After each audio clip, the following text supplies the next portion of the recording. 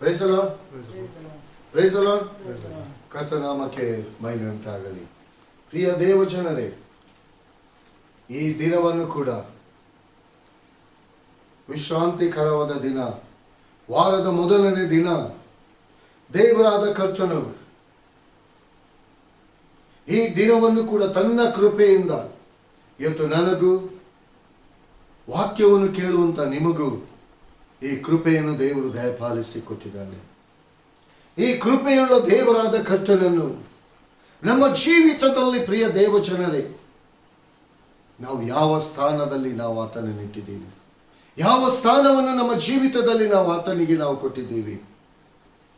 ಪ್ರತಿ ಒಬ್ಬೊಬ್ಬನ ಜೀವಿತದಲ್ಲಿ ಬಯಸುವುದು ಒಂದೇ, ನಾನು ಮೊದಲಾಗಿ ಇರಬೇಕು, ಉನ್ನತವಾಗಿ ಇರಬೇಕು, ಲೋಕದ ಜನರು ನೋಡುವಾಗ ನನ್ನನ್ನು ಗೌರವಿಸಬೇಕು, ನಾನು ಹಾಗಿರ್ಬೇಕು, ಹೀಗಿರ್ಬೇಕು. ಅನೇಕ ಆಲೋಚನೆಗಳು ಪ್ರತಿಯೊಬ್ಬನಲ್ಲಿ ಕೂಡ ಇರ್ತದೆ. ಈ ಆಲೋಚನೆ ಇದ್ದ ಮೇಲೆ ಎಲ್ಲವೂ ಅದೇ ತರ ನಡೀತದೆ ಎಂಬುದಾಗಿ ಅಲ್ಲ. ನಿಮ್ಮ ಜೀವಿತದಲ್ಲಿ ದೇವರಾದ ಕರ್ತನಿಗೆ ಯಾವ ಸ್ಥಾನವನ್ನು ನೀವು ಕೊಟ್ಟಿದ್ದೀರಾ? ಅರಸನಾದಂತ ದಾವೀದನು ಬರೇ ಸಾಧಾರಣ ಕುರಿ ಮೇಯಿಸುವವನು, ತನ್ನ ಮನೆಯವರಿಗೂ ಬೇಡವಾದಂಥವನು, ತಂದೆ ತಾಯಿಗಳ ಗಣನೆಗೆ ಬಾರದವನು, ಅಣ್ಣ ತಮ್ಮಂದಿರಿಗೆ ತಿರಸ್ಕಾರದಿಂದ ಕಾಣುವಂಥವನು,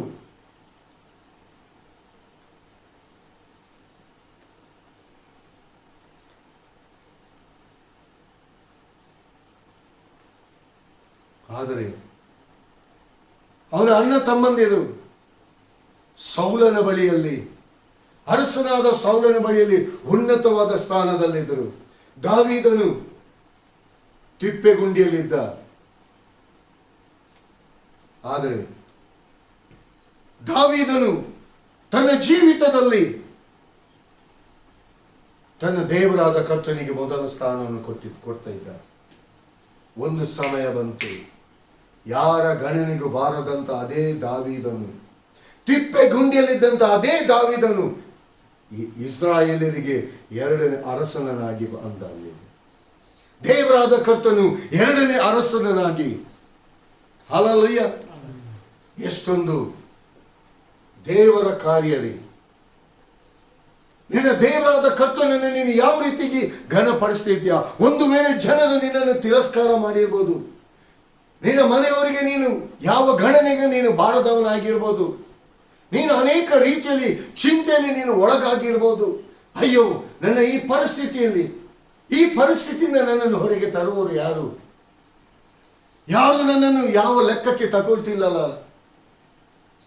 ನನ್ನನ್ನು ಜನರು ನೋಡು ತಿರಸ್ಕಾರ ಭಾವದಿಂದ ನೋಡ್ತಿದ್ದಾರಲ್ಲ ಎಂಬುದಾಗಿ ನೀವು ಒಂದು ವೇಳೆ ಅಂದುಕೊಳ್ತಿರ್ಬೋದು. ಪ್ರಿಯ ದೇವಜನರೇ, ಇಂದಿನ ಈ ಸಮಯ ಅದು ನಿಮ್ಮದಾಗಿದೆ. ನೀನು ಇದ್ದಂತ ಸ್ಥಿತಿಗತಿಯಲ್ಲೇ, ನೀನು ಇರುವಂತ ಸ್ಥಳದಲ್ಲಿ ನಿನ್ನ ದೇವರಾದ ಕರ್ತನಿಗೆ ಈ ದಿನದಿಂದ, ಈ ಕ್ಷಣದಿಂದ ನಿನ್ನ ಜೀವಿತದಲ್ಲಿ ಮೊದಲ ಸ್ಥಾನವನ್ನು ಕೊಡು. ಎಲ್ಲರೂ ನಿನ್ನ ಬಳಿಗೆ, ನಿನ್ನನ್ನು ತಿರಸ್ಕಾರ ಮಾಡಿದವರೇ ನಿನ್ನ ಬಳಿಗೆ ಬರುವ ಹಾಗೆ ದೇವರಾದ ಕರ್ತನು ನಡೆಸ್ತಾನೆ. ಯಾಕಂದ್ರೆ ಆತನು ಶಕ್ತಿಯುಳ್ಳ ದೇವರು, ಆತನು ಪರಾಕ್ರಮದ ದೇವರು, ಪರಾಕ್ರಮವನ್ನು ನಡೆಸುವಂತ ದೇವರಾತನು. ನಾನು ಹೇಳುವುದು ಒಂದೇ, ಪ್ರಿಯ ದೇವಜನರೇ, ನಿಮ್ಮ ಜೀವಿತದಲ್ಲಿ ಮೊದಲ ಸ್ಥಾನವನ್ನು ಪರಲೋಕದ ತಂದೆಯಾದ ದೇವರಿಗೆ ನಿಮ್ಮ ಜೀವಿತದಲ್ಲಿ ಮೊದಲ ಸ್ಥಾನವನ್ನು ಕೊಡಿ. ಅದಕ್ಕೋಸ್ಕರವಾಗಿ ಇಂದಿನ ದಿನದಲ್ಲಿ ದೇವರಾದ ಕರ್ತನು ನನ್ನೊಂದಿಗೆ ನಿಮ್ಮೊಂದಿಗೆ ಮಾತನಾಡಿರುವಂತ ಮಾತು, ದೇವರ ವಾಕ್ಯ, ಜೀವವುಳ್ಳ ವಾಕ್ಯ. 116ನೇ ಕೀರ್ತನೆ 12-13 ವಚನವನ್ನು ನಾವು ನೋಡುವ. 116ನೇ ಕೀರ್ತನೆ 12-13 ವಚನ, ಅದು ಚಿರ ಪರಿಚಿತವಾದಂತ ವಾಕ್ಯ. ಕರ್ತನ ಮಹೋಪಕಾರಗಳಿಗಾಗಿ ಬದಲೇನು ಮಾಡಲಿ, ರಕ್ಷಣಾ ಪಾತ್ರೆಯನ್ನು ತೆಗೆದುಕೊಂಡು ಕರ್ತನ ನಾಮವನ್ನು ಪ್ರಖ್ಯಾತಿಪಡಿಸು. ಪ್ರಿಯ ದೇವಜನರೇ, ಇಲ್ಲಿ ಯೆಹೋವನ ಪ್ರೀತಿ ಮಹೋಪಕಾರಗಳಿಗಾಗಿ ನಾನು ಬದಲೇನು ಕೊಡಲಿ? ರಕ್ಷಣಾ ಪಾತ್ರೆಯನ್ನು ತೆಗೆದುಕೊಂಡು ಯೆಹೋವ ನಾಮವನ್ನು ನಾನು ಪ್ರಖ್ಯಾತಿ ಪಡಿಸುವೆನೆಂಬುದಾಗಿ. ಹಲ್ಲೆಲೂಯಾ. ಪ್ರಿಯ ದೇವ ಜನರೇ, ದೇವರಾದ ಕರ್ತನು ಇವತ್ತು ನಮ್ಮನ್ನು ನಾವು ಪರೀಕ್ಷೆ ಮಾಡಿಕೊಳ್ಳೋಣ. ನಾವು ಈ ದಿನದ ಈ ಸ್ಥಿತಿಗತಿಗಳಲ್ಲಿ ಇರಲಿಕ್ಕೆ ಕಾರಣ, ನಾನು ನನ್ನದು, ನನ್ನಿಂದ, ನನ್ನ ಬಲ, ನನ್ನ ಶಕ್ತಿ, ನನ್ನ ಪರಾಕ್ರಮ ಎಂಬುದಾಗಿ ಅಲ್ಲ ಪ್ರಿಯರೇ. ಇವತ್ತಿನ ದಿನದಲ್ಲಿ ದೇವರು ನಮ್ಮ ಜೀವಿತದಲ್ಲಿ ಮಾಡ್ತಿರುವಂತ ಪ್ರೀತಿ ಮಹೋಪಕಾರ, ಆ ಮಹೋಪಕಾರ ಅದು ಲಿಮಿಟ್ ಮೀರಿ, ಲಿಮಿಟ್ ಇಲ್ಲದಂತ ಪ್ರೀತಿ. ಆತನ ಉಪಕಾರ ಅಲ್ಲ, ಆತನ ಮಹಿಮೆ, ಆತನ ನಡೆಸುವಿಕೆ ಇವತ್ತು ನಮ್ಮ ಜೀವಿತದಲ್ಲಿ. ಹಲ್ಲೆಲೂಯಾ. ಎಷ್ಟೋ ಸಮಯದಲ್ಲಿ ಎಷ್ಟೋ ಜನರು ನಮ್ಮ ಜೀವಿತದಲ್ಲಿ ನೆಗೆಟಿವ್ ಮಾತನಾಡಿದಂತ ಜನರು, ನಮ್ಮ ವಿಷಯದಲ್ಲಿ ಟೊಳ್ಳೆ ಎಂಬುದಾಗಿ ಭ್ರಾಂತಿಯಿಂದ ಉಸಿರಿದಂತ ಜನರು, ನಾವು ಯಾರ ಗಣನೆಗೆ ಬಾರದಂತ ಜನರಾಗಿದ್ದೆವು. ಆದರೆ ದೇವರಿಗೆ ಸ್ತೋತ್ರ. ಪ್ರಿಯ ದೇವ ಜನರೇ, ಯಾವಾಗ ದೇವರ ಆತ್ಮನನ್ನು ನೀವು ಬಯಸ್ತೀರಾ, ದೇವರ ಆತ್ಮನಿಗೋಸ್ಕರವಾಗಿ ನೀವು ಎದುರುಗೊಳ್ಳಿಕ್ಕೆ ಬೇಕಾಗಿ ನಿಮ್ಮ ಜೀವಿತವನ್ನು ದೇವರಾದ ಕರ್ತನಿಗೆ ನಿಮ್ಮ ಜೀವಿತವನ್ನು ಒಪ್ಪಿಸಿಕೊಡ್ತೀರಾ, ನಿಮ್ಮ ಜೀವಿತ ಇದ್ದ ಹಾಗೆ ಇರಲ್ಲ. Hallelujah, hallelujah. ಯಾಕಂದ್ರೆ ನಾವು ದೇವರ ವಾಕ್ಯದ ಮೂಲಕ ನಾವು ನೋಡುವಾಗ, ಬಡ ವಿಧವೆ ಇದ್ಲು, ಅವಳಲ್ಲಿದ್ದಂತ ಒಂದು ಮೊಗೆ ಹಿಟ್ಟು, ಅವಳು ದೇವರಾತ್ಮನಲ್ಲಿ ಕೇಳಿದ, ಸ್ವಾಮಿ, ಈ ಒಂದು ಮೊಗೆ ಹಿಟ್ಟು ಇಂದಿನ ಈ ದಿನಕ್ಕೆ ಮಾತ್ರ, ನನಗೂ ನನ್ನ ಮಗನಿಗೂ ಬೇಕಾದ ಅಷ್ಟು ಒಂದು ಮೊಗೆ ಹಿಟ್ಟಿದೆ, ಇದನ್ನು ಖಾಲಿಯಾದರೆ ಇನ್ನು ನಾನು ನನ್ನ ಮಗನು ಸಾಯಬೇಕು ಎಂಬುದಾಗಿ ಅವಳ ಹೃದಯದಲ್ಲಿ ಅಂದುಕೊಳ್ತಿರುವಾಗ, ದೇವರಾದ ಕರ್ತನು ಅವಳ ಜೀವಿತದಲ್ಲಿ ಒಂದು ಉನ್ನತವಾದ ಪ್ಲಾನ್ ಇತ್ತು. ಪ್ರವಾದಿಯಾದ ಎಲಿಯನನ್ನು ಅವಳ ಬಳಿಗೆ ಕಳಿಸಿದ. ಹಲ್ಲೆಲೂಯಾ. ಎಲಿಯನ ಬಳಿಗೆ ಕಳಿಸುವಾಗ ಎಲಿಯನು ಹೇಳುವುದು ಒಂದೇ, ಎಲಿಯನ ಹತ್ರ ಕೂಡ ಅವಳು ಹೇಳುವುದು ಒಂದೇ, ಒಂದು ಮೊಗೆ ಹಿಟ್ಟು ಮಾತ್ರ ನನ್ನಲ್ಲಿ ಇರುವುದು, ಇದನ್ನು ಮಾಡಿ ನಾನು ನನ್ನ ಮಗನು ತಿಂದ ನಂತರ ನಾವು ಸಾಯಲೇಬೇಕು ಎಂಬುದಾಗಿ. ಅವಳ ಜೀವಿತ ಎಂಡ್ ಪಾಯಿಂಟಿಗೆ ಬಂದಿದೆ ಪ್ರಿಯ ದೇವ ಜನರೇ, ಅವಳ ಜೀವಿತ ಎಂಡ್ ಪಾಯಿಂಟಿಗೆ. ಆದರೆ ಅವಳ ಲೈಫ್ ಅನ್ನು ಸ್ಟಾರ್ಟ್ ಮಾಡಲಿಕ್ಕೆ ಬೇಕಾಗಿ ಪ್ರವಾದಿಯಾದ ಎಲಿಯನನ್ನು ದೇವರಾದ ಕರ್ತನ ಅವಳ ಬಳಿಗೆ ಮೊದಲಾಗಿ ಒಂದು ರೊಟ್ಟಿ ನೀನು ಮಾಡಿ ನನಗೆ ತಂದು ಕೊಡು, ಅಷ್ಟೇ. ಪ್ರವಾದಿ ಹೇಳಿದಷ್ಟೇ, ಮೊದಲ ಒಂದು ರೊಟ್ಟಿಯನ್ನು ನೀನು ನನಗೆ ಮಾಡಿಕೊಡು, ನಂತರ ಹಾಗೆ ಆಗ್ತದೆ ಹೀಗೆ ಆಗ್ತದೆ ಎಂಬುದಾಗಿ ಎಲಿಯನ್ ಹೇಳಲಿಲ್ಲ. ಆದರೆ ಅವಳು ವಿಧೇಯಳಾದಳು. ಆ ಒಂದು ವಿಧೇಯತ್ವ, ಅವಳು ಅವಳ ಮಗನು ಎಷ್ಟು ಜೀವನ ಪರ್ಯಂತರ ಬದುಕಿದರು, ಆ ಮೊಗೆ ಹಿಟ್ಟು ಅವಳಲ್ಲಿ ಮುಗ್ದು ಹೋಗಲಿಲ್ಲ. ದೇವರ ವಾಕ್ಯ ಅದು ಹೇಳ್ತದೆ ಪ್ರಿಯರೇ. ಯಾಕಂದ್ರೆ ದೇವರು ಮಾಡಿದಂತ ಉಪಕಾರ ಇವತ್ತು ನಾವು ನಮ್ಮ ಜೀವಿತದಲ್ಲಿ ಡೇ ಬೈ ಡೇ, ಯಾಕಂದ್ರೆ ರಕ್ಷಣಾ ಪಾತ್ರೆ ಎಂಬುದಾಗಿ ಇಲ್ಲಿ ದೇವರ ವಾಕ್ಯ ಹೇಳ್ತದೆ.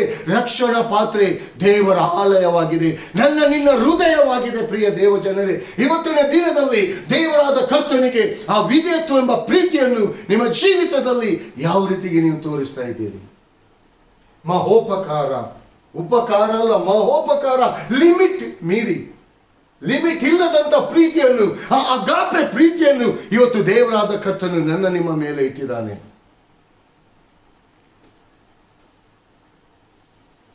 ಇಲ್ಲಿ ಅರಸನಾದ ಸೊಲೊಮೋನನು ದೇವರ ಆಲಯವನ್ನು ಕಟ್ಟುತ್ತಿದ್ದಾನೆ. ಯಾವ ರೀತಿಗೆ ಕಟ್ಟುತ್ತಿದ್ದಾನೆ?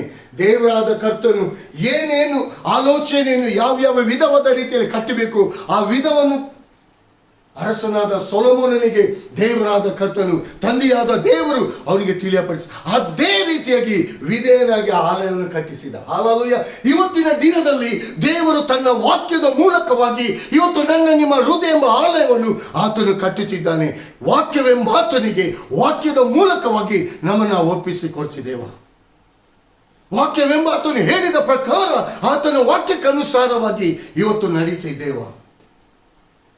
ಪ್ರಿಯ ದೇವ ಜನರೇ, ದೇವರಾದ ಕರ್ತನು ಇಂದಿನ ದಿನದಲ್ಲಿ ನನ್ನನ್ನು ನಿಮ್ಮನ್ನು ಆತನಿಗೋಸ್ಕರವಾಗಿ ಅನೇಕ ಆಲಯಗಳನ್ನು ಕಟ್ಟುವುದಕ್ಕಾಗಿ ಇವತ್ತು ನನ್ನ ನಿಮ್ಮನ್ನು ಕರೆದಿದ್ದಾನೆ. ಪ್ರವಾದಿಗಳನ್ನಾಗಿ ಆರಿಸಿಕೊಂಡಿದ್ದಾನೆ. ಇವತ್ತು ನಾವು ಎಷ್ಟಾಗಿ ನಾವು ಆಲೋಚನೆ ಮಾಡ್ತಿದ್ದೀವಿ, ಎಷ್ಟಾಗಿ ನಾವು ದೇವರಿಗೆ ಸಮಯವನ್ನು ಕೊಡ್ತಾ ಇದ್ದೀವಿ. ಇವತ್ತಿನ ದಿನದಲ್ಲಿ ಕ್ರೈಸ್ತರೆಂಬುದಾಗಿ ಹೇಳಿಕೊಂಡು ಇವತ್ತಿನ ದಿನದಲ್ಲಿ ಈಗ ಗಂಟೆ ಎಷ್ಟಾಯಿತು? 9:10. ಈಗಲೂ ಕೂಡ ಹಾಸಿಗೆಯಿಂದ ಏಳದಂತ ಜನರು ಎಷ್ಟೋ ಜನರಿದ್ದಾರೆ.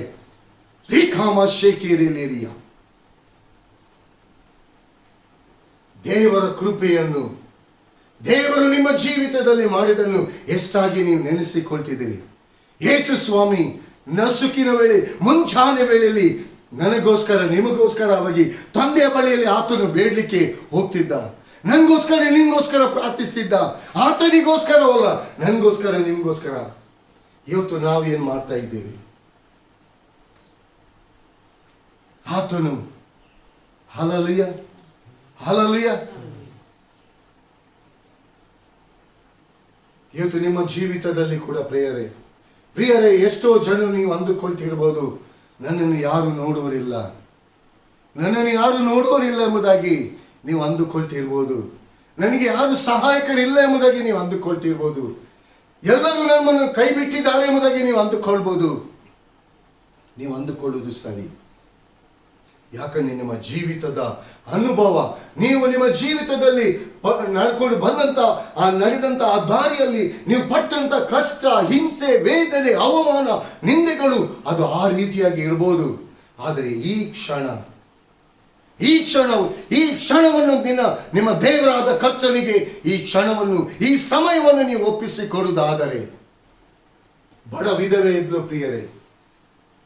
ಯೇಸು ಸ್ವಾಮಿ ಯೆರೂಸಲೇಮ್ ಆಲಯದಲ್ಲಿ ಎಲ್ಲರೂ ಕಾಣಿಕೆ ಹಾಕುವುದನ್ನು ನೋಡ್ತಿದ್ದಾನೆ. ಎಲ್ಲರೂ ಮಿಕ್ಕಾದನ್ನು ಹಾಕ್ತಿದ್ದಾರೆ.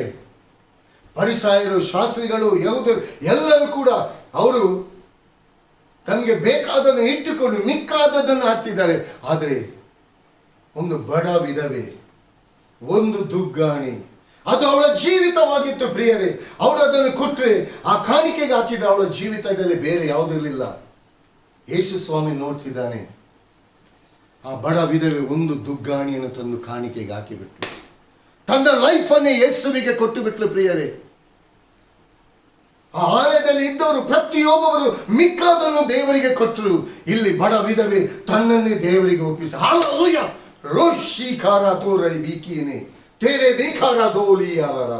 ಇಂದಿನ ದಿನದಲ್ಲಿ ಪ್ರಿಯ ದೇವಜನರೇ, ನಿಮ್ಮನ್ನು ನೀವು ಪರೀಕ್ಷೆ ಮಾಡಿಕೊಳ್ಳಿ.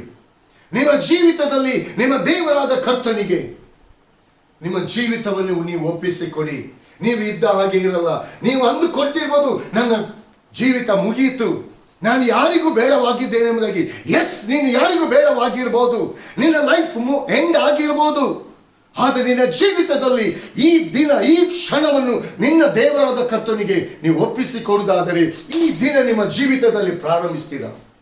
ಯಾರು ನಿಮ್ಮನ್ನು ತಿರಸ್ಕಾರ ಮಾಡಿದಾರ ಅವರ ಮಧ್ಯದಲ್ಲಿ ದೇವರು ನಿಮಗೆ ಎರಡರಷ್ಟಾಗಿ ಮಾನ ಬರುವಾಗೆ ದೇವರು ಮಾಡ್ತಾನೆ. ನೀವು ಇದ್ದ ಹಾಗೆ ಇರಲ್ಲ. ಏನು ಕಳ್ಕೊಂಡಿದ್ದೀರೋ ಅದರ ಎರಡರಷ್ಟಾಗಿ ನೀವು ಪಡ್ಕೊಳ್ಳುವಂತೆ ದೇವರಾದ ಕರ್ತ ನಡೆಸ್ತಾನೆ. ದೇವರು ಮಾಡಿದಂಥ ಪ್ರೀತಿ ಮಹೋಪಕಾರಗಳನ್ನು, ದೇವರು ನಿಮ್ಮ ಜೀವಿತದಲ್ಲಿ ನಡೆಸ್ತಿರುವಂಥ ಒಂದೊಂದು ಕಾರ್ಯಗಳನ್ನು ಡೇ ಬೈ ಡೇ ನೆನೆಸಿಕೊಂಡು ದೇವರಾದ ಕರ್ತನಿಗೆ ಕೃತಜ್ಞತೆ ಹೃದಯದಿಂದ ಸ್ತೋತ್ರವನ್ನು ಸಲ್ಲಿಸಿ. ನಿಮ್ಮ ಪರಿಸ್ಥಿತಿಯನ್ನು ನೋಡಿ ಗುಣಗುಟ್ಟಬೇಡಿ. ನಿಮ್ಮ ಪರಿಸ್ಥಿತಿಯನ್ನು ನೋಡಿ ನಿಮ್ಮ ಜೀವಿತಕ್ಕೆ ನೀವು ನೆಗೆಟಿವ್ ಮಾತುಗಳನ್ನು ಆಡಬೇಡಿ. ನಿಮ್ಮ ಜೀವಿತವನ್ನು ನೋಡಿ ದೇವರಿಗೆ ಮಹಿಮೆಯನ್ನು ಸಲ್ಲಿಸಿ ದೇವರಾದ ಕರ್ತನನ್ನು ಕೊಂಡಾಡಿರಿ. ಬಡ ವಿಧವೆ ತನ್ನ ಲೈಫನ್ನೇ ದೇವರಾದ ಕರ್ತನಿಗೆ ಒಪ್ಪಿಸಿಕೊಟ್ಟರು. ಅಲ್ಲಿ ಯೇಸು ಸ್ವಾಮಿ ಹೇಳ್ತಾನೆ, ಎಲ್ಲರೂ ಮಿಕ್ಕಾದದನ್ನು ಕೊಟ್ಟರು, ಈಕೆಯಾದರೂ ತನ್ನ ಜೀವಿತವನ್ನೇ. Hallelujah hallelujah. ಯಾಕಂದರೆ ಯೇಸು ಅಲ್ಲಿ ಕೊಟ್ಟಂತ ಕಾಣಿಕೆಯನ್ನು ನೋಡ್ತಿಲ್ಲ, ಯೇಸು ಅಲ್ಲಿ ಪ್ರತಿಯೊಬ್ಬರ ಹೃದಯವನ್ನು ನೋಡ್ತಿದ್ದಾನೆ. ಅದೇ ರೀತಿಗೆ ಪ್ರಿಯ ದೇವಜನರೇ, ಇಂದಿನ ದಿನದಲ್ಲಿ ನೀವೆಷ್ಟೋ ಜನರು ಅನೇಕ ವಿಧವಾದ ರೀತಿಯಲ್ಲಿ ನೀವು ಅನೇಕ ಕೆಲಸ ಕಾರ್ಯಗಳಿಗೆ ಬೇಕಾಗಿ ಅನೇಕ ವರ್ಷಗಳಿಂದ ನೀವು ಪ್ರಯತ್ನ ಪಡ್ತಿರ್ಬೋದು. ಯಾವುದು ನಿಮ್ಮ ಜೀವಿತದಲ್ಲಿ ಸಕ್ಸಸ್ಫುಲ್ ಆಗದೆ ಇರ್ಬೋದು. ಆದರೆ ಈ ದಿನ, ಈ ಕ್ಷಣ ಸಕ್ಸಸ್ಫುಲ್ ಆಗುವಂತ ಸಮಯ. ಇದನ್ನು ಕರ್ತನಾದ ಯೇಸು ಕ್ರಿಸ್ತನಲ್ಲಿ ನಿಮ್ಮ ಜೀವಿತದಲ್ಲಿ ಇದನ್ನು ಇವತ್ತು ಪಡ್ಕೊಳ್ಳಿ ಪ್ರಿಯರೇ. ಈ ವಾಕ್ಯ ನಿಮ್ಮ ಜೀವಿತವನ್ನು, ಈ ವಾಕ್ಯ ಸಂದೇಶ ನಿಮ್ಮ ಜೀವಿತವನ್ನು, ಸೋತು ಹೋದಂತ ಜೀವಿತವನ್ನು, ಬಿದ್ದು ಹೋದಂತ ಜೀವಿತವನ್ನು ಎತ್ತಿ ನಿಲ್ಲಿಸಿ ನಿಮ್ಮ ಜೀವಿತವನ್ನು ರೂಪಿಸುವಂತ ದೇವರ ಮಾತುಗಳಾಗಿದೆ. ಪ್ರಿಯ ದೇವ ಜನರೇ, ಇವತ್ತೆಷ್ಟೋ ಜನರು ತಮ್ಮ ತೋಳು ಬಲದ ಮೇಲೆ ಹಾತುಕೊಂಡು ನಾನು ಹಾಗೆ ಮಾಡಿದೆ, ನಾನು ಹೀಗೆ ಮಾಡಿದೆ, ನಾನು ಅದು ಮಾಡಿದೆ, ನಾನು ಇದು ಮಾಡಿದೆ. ದೇವರ ಕೃಪೆ ಇಲ್ಲದಿದ್ದರೆ ಒಂದು ಕ್ಷಣದಲ್ಲಿ ನಿಮ್ಮ ಜೀವಿತದಲ್ಲಿ ಏನಾಗಿ ಹೋಗ್ತದೆ ಎಂಬುದಾಗಿ ಗೊತ್ತಿಲ್ಲ. ಪ್ರಿಯ ದೇವಜನರೇ, ನೀವು ಹೆಚ್ಚಿಸಿಕೊಳ್ಳುವಂಥ ಸ್ಥಳದಲ್ಲಿ ದೇವರ ಮುಂದೆ ನೀವು ತಗ್ಗಿಸಿಕೊಳ್ಳಿರಿ. ತಗ್ಗಿಸಲ್ಪಡುವವನು ಹೆಚ್ಚಿಸಲ್ಪಡ್ತಾನೆ ಎಂಬುದಾಗಿ ದೇವರ ವಾಕ್ಯ ಹೇಳ್ತದೆ. ಪ್ರಿಯ ದೇವಜನರೇ, ನಿಜವಾಗಿಯೂ ದೇವರ ವಾಕ್ಯ ಯೆಹೋವನ ಪ್ರೀತಿ ಮಹೋಪಕಾರಗಳಿಗಾಗಿ ನಾನು ಬದಲೇನು ಕೊಡಲಿ, ರಕ್ಷಣಾ ಪಾತ್ರೆಯನ್ನು ತೆಗೆದುಕೊಂಡು ಯೆಹೋವ ನಾಮವನ್ನು ಪ್ರಖ್ಯಾತಿ ಪಡಿಸೆನೆಂಬುದಾಗಿ ಭಕ್ತನು ತಿಳಿಯಪಡಿಸುತ್ತಿದ್ದಾನೆ. ಪ್ರಿಯ ದೇವಜನರೇ, ದೇವರಾದ ಕರ್ತನಿಗೆ ಈಡು ಕೊಡ್ಲಿಕ್ಕೆ ಯಾರಿಂದಲೂ ಏನು ಕೊಡ್ಲಿಕ್ಕೆ ಸಾಧ್ಯ ಇಲ್ಲ. ಮನುಷ್ಯನಿಗೆ ಎಷ್ಟು ಕೊಟ್ಟರೂ ಕೂಡ ತೃಪ್ತಿ ಇರುವುದಿಲ್ಲ. ಮನುಷ್ಯನ ಬಳಿಗೆ ಹೋಗಬೇಡಿ, ದೇವರಾದ ಜೀವ ಸ್ವರೂಪನಾದ ದೇವರಾದ ಕರ್ತನ ಬಳಿಗೆ ನೀವು ಬನ್ನಿ. ನಿಮ್ಮ ಜೀವಿತದಲ್ಲಿ ನೀವು ಏನು ಕಳ್ಕೊಂಡಿದ್ದೀರಾ ಅದನ್ನು ಎರಡರಷ್ಟಾಗಿ ಪಡ್ಕೊಳ್ಳುವಂತೆ ದೇವರಾದ ಕರ್ತನು ನಡೆಸ್ತಾನೆ. ನಿಮ್ಮ ರಕ್ಷಣೆ ಎಂಬ ಈ ಹೃದಯ ಎಂಬ ಆಲಯ, ಇದು ರಕ್ಷಿಸಿದಂತ ಆತ್ಮವನ್ನು ರಕ್ಷಿಸಿದಂತ ಆಲಯ, ದೇವರನ್ನು ಕೊಂಡಾಡುವಂತ ಆಲಯ, ದೇವರಾದ ಕರ್ತನನ್ನು ಮಹಿಮೆ ಪಡಿಸುವಂತ ಆಲಯ, ನಿಮ್ಮ ಜೀವಿತವನ್ನು ರೂಪಿಸುವಂತ ಆಲಯ. ಶಿಕಾರ ತೋರ ಮಂದೇರಿ ಕಾಣಲಿಯ. Thank you Jesus. ಹಲ್ಲೆಲೂಯ. ಇಲ್ಲಿ ದೇವರಾದ ಕರ್ತನು ಅನೇಕರ ಜೀವಿತವನ್ನು ನೋಡಿ ತಿಳಿಯಪಡಿಸುತ್ತಿದ್ದಾನೆ. ಎಚ್ಚರಿಕೆಯಾಗಿರಿ ಪ್ರಿಯ ದೇವಜನರೇ. ಈ ವಾಕ್ಯ ನೀವು ನೋಡುವಾಗ ಈ ವಾಕ್ಯ ನೇರವಾಗಿ ನಿಮ್ಮೊಂದಿಗೆ ಮಾತನಾಡ್ತದೆ, ನಿಮ್ಮ ಜೀವಿತವನ್ನು ತೋರಿಸಿಕೊಡ್ತಾ ಇದೆ. ಎಲ್ಲಿ ತಪ್ಪಿ ಹೋಗಿದ್ದೀರಾ ಅಲ್ಲಿ ಎಚ್ಚೆತ್ತುಕೊಳ್ಳಿ. ಯಾಕಂದ್ರೆ ದೇವರು ವಾಗ್ದಾನ ಮಾಡಿ ಕರೆದಂತ ದೇವರು. ಅಬ್ರಹಾಮನು ಕೂಡ ನಾವು ನೋಡುವಂತ ವೇಳೆಯಲ್ಲಿ ದೇವರಾದ ಕರ್ತನು ಕರೆದದು, ಅಬ್ರಹಾಮನೇ ನೀನು ಸ್ವದೇಶವನ್ನು ನಿನ್ನ ಮನೆಯನ್ನು ಬಿಟ್ಟು ಬಾ ಎಂಬುದಾಗಿ, ಲೋಟನನ್ನು ಕರ್ಕೊಂಡು ಬಾ ಎಂಬುದಾಗಿ ದೇವರಾದ ಕರ್ತನು ಹೇಳಿಲ್ಲ. ಅಬ್ರಹಾಮನು ಲೋಟನು ಕೂಡ ಬಂದ ಅವನೊಟ್ಟಿಗೆ. ನಂತರ ಅಬ್ರಹಾಮನ ಜೀವಿತದಲ್ಲಿ ಏನೆಲ್ಲ ತಡೆಗಳು ಆಗಿತ್ತು, ಆದರೆ ದೇವರ ವಾಗ್ದಾನ ಮಾತ್ರ ಅಬ್ರಹಾಮನ ಜೀವಿತದಲ್ಲಿ ಬಿದ್ದು ಹೋಗಲಿಲ್ಲ. ಯಾವಾಗ ತನ್ನ ತಪ್ಪುಗಳನ್ನು ಒಪ್ಪಿಕೊಂಡು ಟೋಟಲಿ ದೇವರಾದ ಕರ್ತನಿಗೆ ಅಬ್ರಹಾಮನು ಸರೆಂಡರ್ ಆದನ, ಆ ಕ್ಷಣದಿಂದಲೇ ಅಲ್ಲಿ ಹೇಳ್ತಿದ್ದಾನೆ ಅಬ್ರಹಾಮನು, ದೇವರೇ ನೀನು ನನಗೆ ಏನು ಕೊಟ್ಟೆ, ಏನು ಎಲ್ಲ ಕೊಟ್ಟಿದಿ, ಅದು ಏನು ಪ್ರಯೋಜನ? ನೀನು ವಾಗ್ದಾನ ಮಾಡಿದಿ, ಆ ಮಗು ಕೂಡ ನನ್ನಲ್ಲಿಲ್ಲ. ಆ ಎಲಿಯೇಸರನು ನನ್ನ ಮನೆಯಲ್ಲಿ ಶಿಕ್ಷಿತನಾದವನು ಎಲ್ಲದಕ್ಕೆ ಒಡೆಯನಾಗ್ತಾನೆ ಎಂಬುದಾಗಿ, ವಾರಸುದಾರನಾಗ್ತಾನೆ ಎಂಬುದಾಗಿ ಅಬ್ರಹಾಮನಿಗೆ ದೇವರಾದ ಕರ್ತನು ಹೇಳ್ತಿ, ಇಲ್ಲ ಅವನಲ್ಲ, ಸ್ವಂತ ನಿನ್ನ ಮಗನೇ, ನೀನಿಂದ ಹುಟ್ಟುವಂತ ಮಗನೇ ಬಾಧ್ಯಸ್ಥನಾಗ್ತಾನೆ ಎಂಬುದಾಗಿ ದೇವರ ಪ್ಲಾನ್ ರೀ. ಹಲ್ಲೆಲೂಯ. ದೇವರ ಬಾಯಿಂದ ಒಂದು ಮಾತು ನಿನ್ನ ಜೀವಿತದಲ್ಲಿ ಹೊರಟಿದೆಯಾ, ನೀನು ಟೋಟಲಿ ದೇವರಾದ ಕರ್ತನಿಗೆ ಸರೆಂಡರ್ ಆಗ್ತೀಯಾ? 100%. ದಾರಿ ಇಲ್ಲದಂತ ಸ್ಥಳದಲ್ಲಿ ದೇವರಾದ ಕರ್ತನು ದಾರಿ ಮಾಡಿಕೊಡ್ತಾನೆ. ನಿನ್ಗೋಸ್ಕರ ವೇ ಓಪನ್ ಆಗ್ತದೆ. ಒಂದು ವಿಧೇಯತ್ವ, ಒಂದು ತಗ್ಗಿಸಲ್ಪಡಬೇಕೆ, ಒಂದು ಸಮರ್ಪಿಸುವಿಕೆ. ಇದು ನಿನ್ನ ದೇವರಾದ ಕರ್ತನಿಗೆ ನಿಮ್ಮ ಜೀವಿತದಲ್ಲಿ ಬೇಕಾದದ್ದು. ನಿಮ್ಮಲ್ಲಿ ಕೋಟಿ ಆಸ್ತಿ ಇರ್ಬೋದು, ಬೆಳ್ಳಿ ಬಂಗಾರ ಇರ್ಬೋದು, ನಾನಾ ವಿಧವಾದ ರೀತಿಯಲ್ಲಿ ನೀವು ಲೋಕದ ರೀತಿ ಅನೇಕ ಸಂಗತಿಯನ್ನು ನೀವು ಅನುಭವಿಸ್ತಿರ್ಬೋದು. ಅದು ದೇವರಾದ ಕರ್ತನಿಗೆ ಬೇಡ. ನಿನ್ನ ಹೃದಯ ಬೇಕು. ನಿನ್ನ ಹೃದಯದಲ್ಲಿ ಆ ವಿಧೇಯತ್ವ ಎಂಬ ಜೀವಿತ ದೇವರಾದ ಕರ್ತನಿಗೆ ಬೇಕು. ಅದನ್ನು ಮಾತ್ರ ದೇವರಾದ ಕರ್ತನಿಗೆ ನೀನು ಕೊಡುವುದಾದರೆ ನಿನ್ನ ಜೀವಿತ ಇದ್ದ ಹಾಗೆ ಇರಲ್ಲ.